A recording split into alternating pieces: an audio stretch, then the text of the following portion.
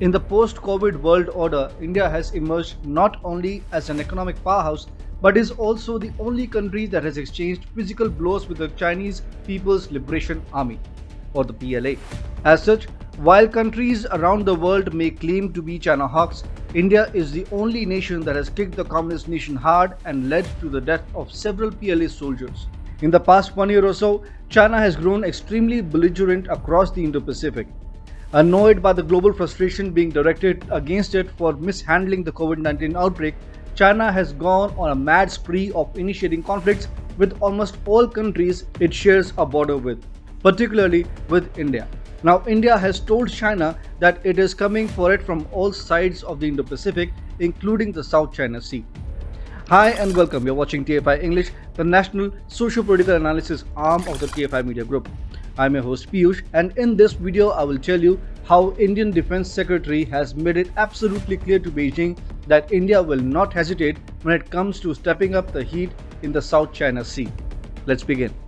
China has been spying on Indian naval bases in the Indian Ocean region by deploying surveillance vessels around the Andaman and Nicobar Islands, while its fishing vessels have also been fishing in protected waters of other nations. Now, India's Defence Secretary has sent a stern message to the Communist nation of China and its mad regime. In a subtle hint at China, Indian Defence Secretary Ajay Kumar said that India will oppose attempts of aggression and will deter expansionist moves both on land and at sea. Kumar, who was speaking at the Goa Maritime Conclave on the maritime security and emerging non-traditional threats, said that free, open and inclusive oceans are important for all nations to achieve high growth. He comprehensively spoke of China's attempt at expanding its territory in the Indo-Pacific, adding, "While we talk of non-traditional threats, we cannot ignore the impact of expansion at an unprecedented speed of conventional navies in the Pacific. We are also witnessing the enhancement of certain maritime presence in passages in our region that do not always seem innocent. The negative effect of such expansion are felt beyond the Pacific. Though it is early to conclude, such expansion has triggered others to acquire traditional capabilities and thus start a new genre of arms race." India conveyed its willingness to work with all countries affected by the growing Chinese belligerence.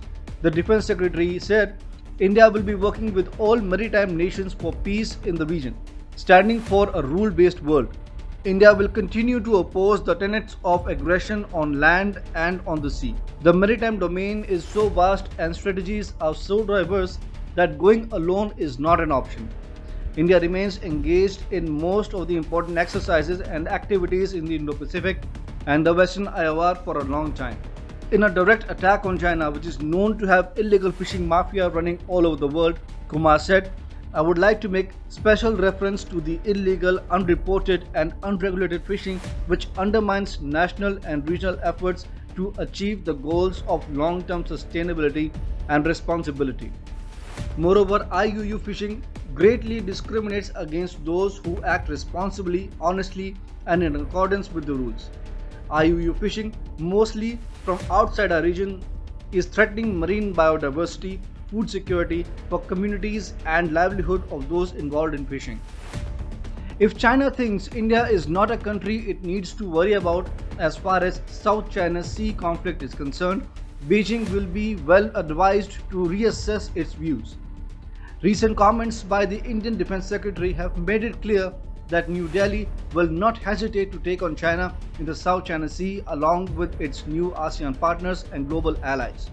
It must be remembered that right after the Galwan Valley clash of last year, 2 Indian Navy warships set sail to join the US Navy destroyer deployed in the South China Sea. Indian Navy is also mobilizing its assets along the Indian Ocean region, especially at the Straits of Malacca, which is a narrow choke point dividing the Indian and Pacific Oceans.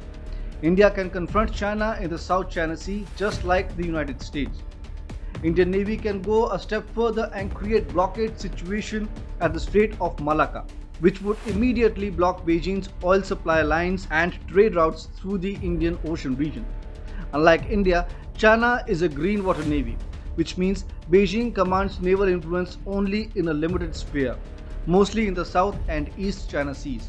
The Indian Ocean region is India's backyard, while the larger Pacific Ocean has heavy American deployments. China has a real headache to deal with now, as the Indian Defense Secretary has made it absolutely clear to Beijing that India will not hesitate when it comes to stepping up the heat in the South China Sea.